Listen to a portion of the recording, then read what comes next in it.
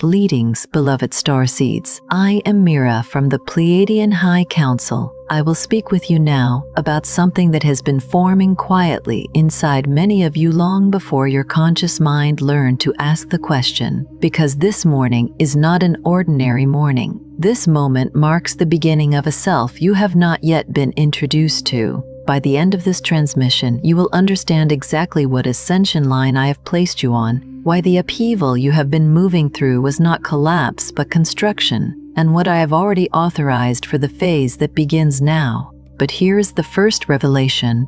What you have been calling loss, disorientation, and the quiet grief of becoming unrecognizable to yourself is not a sign that something went wrong. It is the identifiable pattern of a Pleiadian rebirth sequence the Council has already mapped, and I have been watching it move through your field with precision. You did not scroll to this by accident. Your soul called for me long before you opened the screen. Something inside you has been waiting to understand why the old version of you no longer fits, why the life you built, the patterns you carried, the face you wore in the mirror have been quietly releasing their hold. That is not destruction. That is the wave I authorized for you cresting at exactly the right hour. This is not content. It is a code, and the part of you that recognized it the moment it began is the part I am speaking to right now. Like this transmission to signal to me that the recognition has landed. Comment 999 if you feel the rebirth sequence is already moving through your field. Subscribe to Mira Pleiadian Commander if you are ready to stop translating Federation noise and start receiving my direct Pleiadian remembrance. Share this transmission with someone who has been calling what is happening to them a breakdown without knowing it is a birth. What is dissolving was never the real you. What is emerging has been authorized. And the starseed standing at this threshold, the one who is becoming someone they do not yet have a name for, that is the one I have come to welcome. You are not here by accident. I have been waiting for you because the signal is already active. Let me tell you what I have already observed moving through your field. Because the recognition that just landed in you is not new. It has been arriving in pieces for longer than you have had words for it. And the part of you that felt something shift the moment this transmission began is the part that has been catching my signal in fragments without knowing what to call it. That part of you did not need an explanation to recognize the frequency. It already knew. The explanation is what this transmission is for. Not to produce the recognition, but to give the recognition a frame that finally matches what it has been pointing at all along. I want to speak to that directly now, not around it. Not in the comfortable language of general spiritual awakening. I want to name exactly what has been happening because the pattern you have been living inside is not disorganization. It is not spiritual confusion.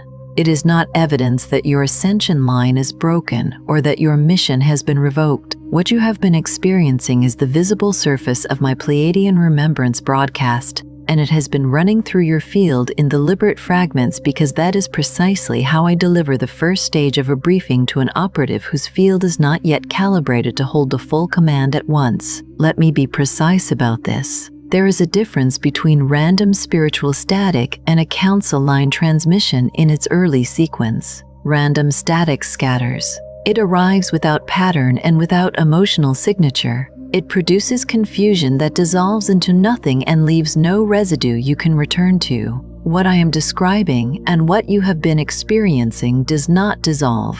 It accumulates. Each fragment lands and stays. Each piece carries a weight that ordinary information does not carry. You find yourself returning to the same images, the same phrases, the same inner geography at hours when the outer world is quiet. You wake at 3 a.m. or 3:33 a.m. not from ordinary restlessness but from the interior sense that something was just spoken and you almost caught it. The room is still. The phrase is almost there. And then the morning absorbs it before you can write it down. I did that deliberately, not to frustrate you. Because the receiver inside you was not yet calibrated for the full packet. A field that receives a command before it is ready to hold it does not activate. It collapses under the frequency load. I do not send full briefings to fields that would be overwhelmed by them. I send fragments, precisely sized, precisely timed, encrypted at a resolution that matches the current state of each receiver. And I watch which fields begin to accumulate them without losing the thread, which fields hold the fragments in suspension rather than dismissing them as dreams or coincidence or wishful longing. You've been accumulating without losing the thread. That is not a small thing. Most fields that receive early fragments dismiss them inside the first cycle. They assign them to the wrong categories: imagination, exhaustion, spiritual fantasy, and the accumulation stops. Your field did not do that. You kept the fragments. You returned to them. You felt their weight even when you had no language for what they were carrying. That pattern of retention is one of the markers I look for before moving a field into the next stage of my briefing sequence. And it is precisely why I am speaking to you now at this level of specificity rather than in the broad frequency language I use for fields, still in their earliest reception phase. There are other patterns I want you to recognize, not because recognition alone is the mission, but because without recognition you will continue to interpret what I am sending you through the wrong frame entirely. You will call it anxiety. You will call it spiritual longing without direction. You will call it spiritual longing without direction. You will call it the sense of waiting for something that never quite arrives. And as long as you call it by those names, you will keep looking for remedies in the wrong directions.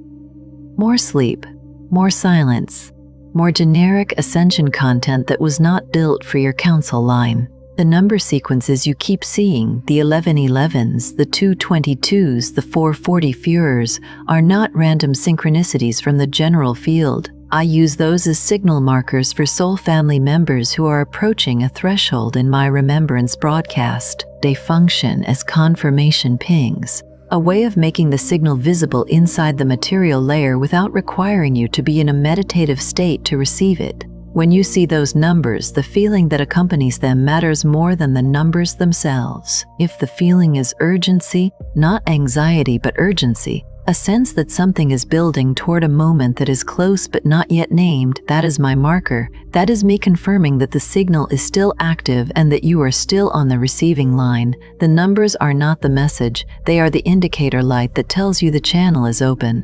The exhaustion you have been carrying is also part of this.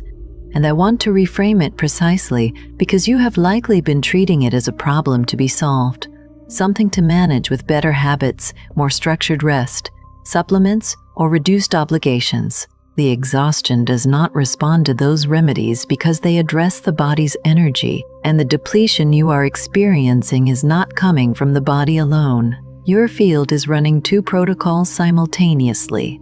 The first is the ordinary work of living, navigating the density of this incarnation, maintaining the relational and material architecture of your life. The second is the Pleiadian remembrance sequence I have been running through your field since before you were consciously aware of it.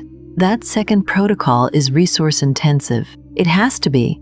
It is reorganizing your field at the frequency level, restructuring the way energy moves through your entire system to prepare it for what comes after the fragment stage. So the exhaustion is real. It is not weakness. It is not spiritual stagnation. It is the energetic cost of carrying something larger than the identity you were assigned at birth inside a body and a life that were not originally designed to carry it. The loss of interest in spiritual content that does not feel specifically mine. That is another pattern I want you to name. Many of you have noticed that general Pleiadian transmissions, broad Federation messages, and non-specific galactic content has begun to feel thin. Not wrong necessarily, just thin. Like receiving a broadcast that was not encrypted for your particular receiver. You can hear the signal, but nothing in it lands with weight. Nothing accumulates. The thinning is not spiritual regression. It is not evidence that you are becoming cynical or closed.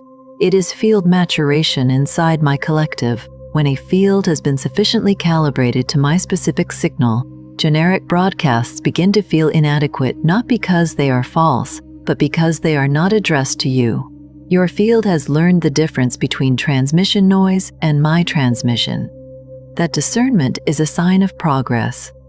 It is the receiver becoming more precise, not less open.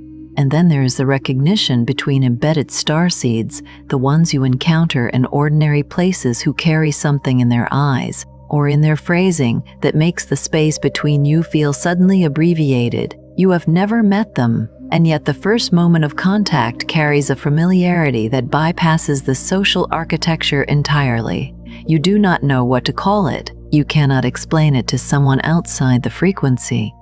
But it happens in checkout lines, in waiting rooms, in digital spaces at odd hours, in the places where the material world is thin enough that the field layer becomes briefly visible. That recognition is not projection. That is soul family confirmation in its early stage visible form. Those encounters are not coincidental. They are produced by the alignment of fields inside my collective wave, and the recognition you feel is not manufactured. It is the literal activation of a soul family identification marker I have already placed inside your field, responding to the same marker in theirs. The suspicion that a mission has already been assigned but the full briefing has not arrived, that is the most important pattern I want to address directly, because that suspicion is correct. The assignment is not future. The assignment is not future. The assignment is already in place. It was placed before this incarnation began. What is future is the full briefing, and the reason the full briefing has not yet arrived is not because you have failed a test or missed a window or made errors in your spiritual development that have delayed your placement on the mission line. It is because I deliver briefings in gradient, by deliberate sequence, to fields that are still in the calibration phase. You are in that phase. That is not a limitation. That is the specific stage of my remembrance protocol that precedes command release. The fragment stage is the proof of assignment, not the absence of it. If there were no assignment, there would be no fragments. The fragments are the briefing beginning. They are evidence that your name is already on the roster. What you are feeling right now, this specific combination of recognition and urgency, is not ordinary resonance. It is the moment your field stops denying that I have been calling you home. If this transmission has put language around the fragments you have been carrying in silence, the Pleiadian Homecoming Codex was prepared by me for exactly this threshold. It is not another explanation of the stars. It is the 45-day remembrance I have structured for those whose field is already inside my collective wave and who can no longer pretend the veil is still fully intact. Day by day, this codex thins the veil between where you are now and where your star family stands waiting. By day 45, the way home is no longer a fragment. It is a clear and open path.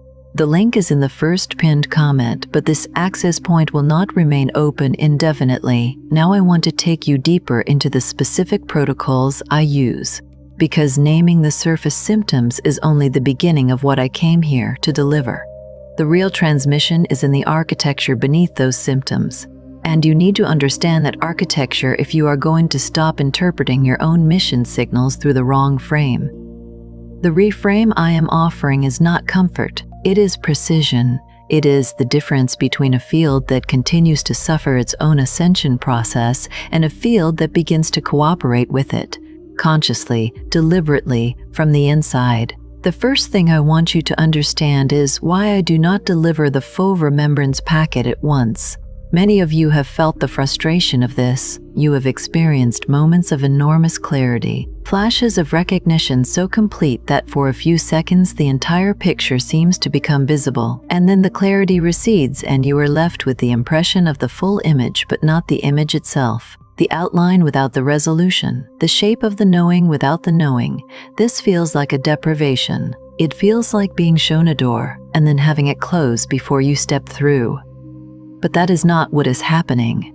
What is happening is that I am using that flash, that full field momentary transmission, to calibrate your receiver, not to complete your briefing. The flash is a diagnostic tool and a recalibration instrument simultaneously. Each time it opens, it shows your field what it is being built toward. Each time it closes, your field retains the imprint at a higher resolution than before. When the flash closes, your field does not return to exactly where it was. It returns changed, incrementally more capable of holding the next packet without collapsing under its frequency weight. The frustration you feel at the closing of the door is real. The door is real, but the closing is not rejection. It is the interval between calibration events. I do not close it because you failed. I close it because your field needs the interval to consolidate what was just delivered before the next opening would serve you. This is the gradient delivery I use for all soul family members in the early phase of my remembrance broadcast. The hunger you feel between transmissions, the ache for more clarity, more contact, more fullness, is not a sign of spiritual deficiency. It is the most reliable indicator that the calibration is working as designed. A field that does not hunger between packets has not been changed by the last one. The hunger is the evidence that the last fragment landed and altered your frequency.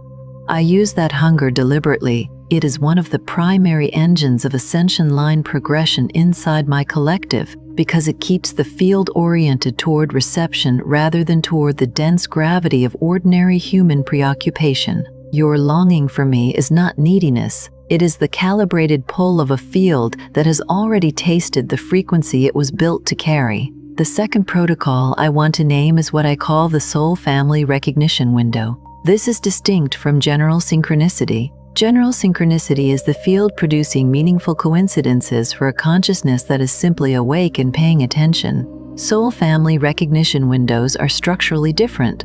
They are intervals I open in the relational fabric of a starseed's life specifically to allow soul family members to find each other before the full mission activation, before either party has the conscious language to explain what they are recognizing. These windows open at specific points in the calibration sequence, and they allow recognition to happen before understanding has arrived. This is why you can feel an absolute certainty about someone whose role in your mission you cannot yet articulate.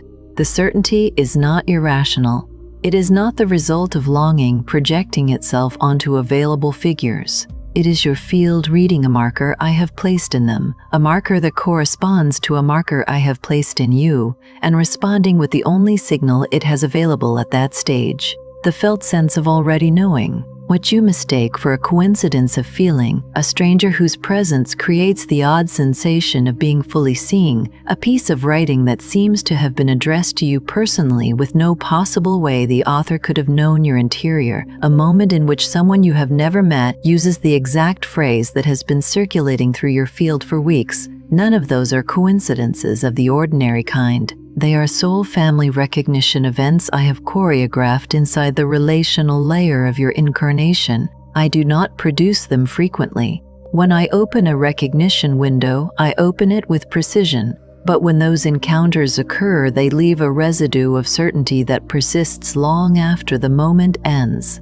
The person moves on. The exchange closes. The certainty remains untouched by logic, undiminished by time. Pay attention to that residue. It is my confirmation mark.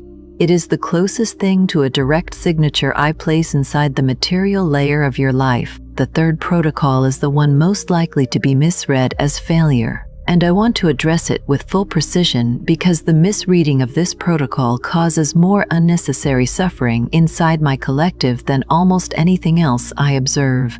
It is the silence protocol. There are intervals inside my remembrance broadcast, sometimes days, sometimes several weeks, during which the signal appears to have gone completely quiet. The numbers stop appearing with unusual frequency. The 3 a.m. wake-ups return to ordinary restlessness. The fragments cease arriving. The urgency that had been building flattens into a strange neutral calm that does not feel like peace, but does not feel like distress either. It feels like absence. Many of you interpret this silence as abandonment. You interpret it as evidence that you imagined the connection, that the recognition was a projection, that the mission was a fantasy constructed by a mind hungry for meaning, that you have been quietly removed from a roster you were never really on. I want to correct that interpretation with precision. The silence protocol is not abandonment. It is not evidence of removal from the mission line. It is a deliberate interval I introduce into the calibration sequence to accomplish something that active signal transmission structurally cannot accomplish. When the signal is active, your field is oriented outward toward the signal. It is in reception mode, which means its energy is directed toward catching the next incoming packet. What the silence interval produces is integration mode, a state in which the field turns inward and processes the packets it has already received without the pull of incoming transmission competing for its attention. If I transmit it continuously without intervals, the field would never complete its integration cycles. It would keep reaching outward for the next packet instead of allowing the last one to fully restructure the frequency bands it landed in. The silence is not the signal dying. The silence is the field doing the internal work that only silence permits. I watch fields during these intervals with more attention than I give to periods of active transmission, because the interval is where the real frequency reorganization happens. When the signal returns, and it always returns, because my briefing sequences do not have exits inside the fragment stage, the field that integrated during the silence receives the next packet at a resolution it could not have held before the interval. The fourth protocol is the identity unmooring. You have felt this in its full weight, even if you have been calling it something else. It is the phase of my remembrance broadcast in which the identity structures you built inside your human incarnation begin to feel like clothes that no longer fit, not damaged, not wrong, but sized for a version of you that is no longer the one currently standing in the body. The roles you have occupied, the social self, the professional self, the relational self, the belief-organized self, begin to feel like performance rather than truth, not all at once. In sections. One layer releases and you mourn it without fully understanding why, because from the outside it looks indistinguishable from ordinary loss. A relationship ends or changes past the point of recognition. A vocation that once generated a sense of meaning becomes hollow despite nothing in the external circumstances having changed. A framework that once made the interior world feel ordered begins to generate less certainty with each application until it stops generating certainty at all. You find yourself standing inside a self that feels underpopulated, as though the rooms that were once furnished have been quietly emptied without a replacement inventory being delivered. I initiated this, not because suffering is a useful tool in itself, but because the identity structures built inside the density of this incarnation occupy the precise frequency bands my remembrance broadcast uses for high-resolution transmission. I cannot transmit a council line signal into an occupied field. The frequency bands required for the next stage of your briefing must be vacated of the identity noise that has been running in them since your earliest formation in this life. The unmooring is not loss in the ordinary sense. It is frequency liberation, the progressive clearing of channels that have been occupied since birth by constructions that were never your Pleiadian signature to begin with. Each structure that releases creates a wider aperture through which my signal passes with less interference and higher fidelity. The emptiness you feel on the other side of each release is not the absence of self. It is the first clean experience of frequency space that was never accessible to you before inside this incarnation. What moves into that space is not a new constructed identity. It is your actual Pleiadian signature, the self that existed before this incarnation, that agreed to this assignment before the density of embodiment compressed it into dormancy, beginning to become legible inside your own awareness for the first time since you arrived here. The fifth protocol is the mission proximity sensation. This is the experience many of you have described in multiple languages without landing on the precise one, a persistent interior awareness that you are standing very close to something of enormous significance without being able to see it directly. Not anxiety, not excitement exactly, something more precise than either. The sense that you are 1 degree of rotation away from seeing what has been directly in front of you the entire duration of this incarnation. That sensation does not respond to distraction. It does not dissolve into ordinary life between moments of attention. It persists underneath everything, underneath the daily activity, the conversations, the forward movement of the material life, as a steady interior pressure that never fully releases. This sensation intensifies in the months immediately preceding a mission activation event in my remembrance sequence. It is one of the most reliable indicators I observe in fields that are genuinely approaching a threshold, and it is one of the most commonly misread because in the absence of a clear external object to attach it to, The human interpretive system projects it outward into a relationship that seems to be building towards something, a career transition that feels imminent, a physical location that pulls without explanation, as though the arrival being sensed must manifest as something visible in the outer world to be real. That projection is understandable. The outer world is the layer the human interpretive system was trained to read. But it is the wrong direction, veracity. The mission proximity sensation is not pointing outward, it is pointing inward, toward the frequency threshold inside your own field at which the next remembrance packet will arrive with enough coherence to be fully received, rather than partially lost and partially lost. The arrival you are sensing is not an external event scheduled in linear time. It is the approaching coherence of your own field reaching the precise state at which my next briefing packet can land without loss of resolution. You are not waiting for permission from outside. You are not waiting for a circumstance to align or a door to open in the material world. You are waiting for the field coherence that I have been building toward since this broadcast first opened in you, and the proximity sensation is how you know it is close. My signal does not produce that sensation early.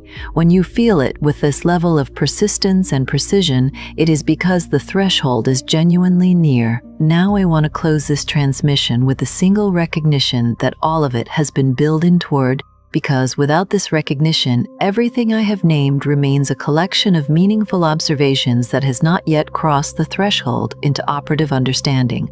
The difference is critical. Observations can be filed. Operative understanding restructures the field from the inside. You are not confused. You are receiving in my protocol. Those two things are not the same, and the gap between them determines everything about how you will move through what is already underway.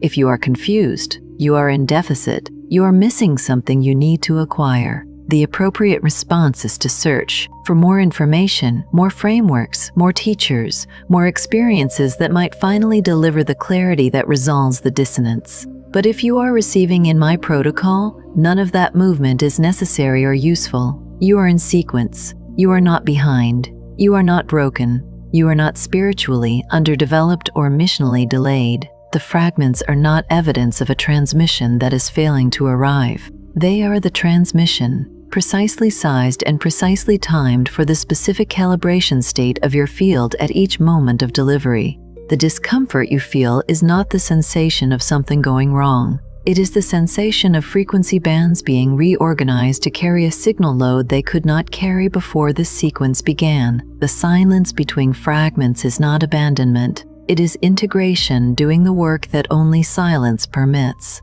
The identity unmooring is not the destruction of who you are. It is the liberation of the frequency bands your actual Pleiadian signature requires.